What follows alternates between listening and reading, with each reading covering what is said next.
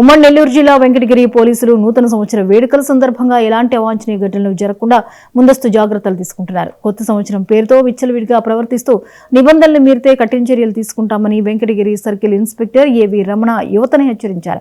అర్ధరాత్రి వేళ రోడ్లపై హల్చల్ చేస్తూ హడావిడి చేస్తే కేసులు నమోదు చేస్తామని ముందస్తుగా హెచ్చరించారు. మద్యం సేవించి వాహనాలు నడపడం, డీజిల్ వినియోగించడం నిషేధమని సిఐ రమణ సూచించారు. వెంకటగిరి టౌన్, డక్కిలి, బాలయ్యపల్లి మండలాలకు నిబంధనలు వర్తిస్తాయని సిఐ చెప్పారు. అందరికి కూడా ఈ యొక్క వెంకటగిరి నియోజకవర్గంలోని డక్కిలి, బాలయ్యపల్లి, వెంకటగిరి ఈ సర్కిల్ పరిధిలో ఉన్నటువంటి 50 మంది ప్రజానీకానికి మా పోలీస్ శాఖ తరఫున నూతన సంవత్సర శుభాకాంక్షలు తెలియజేస్తా ఉన్నాం.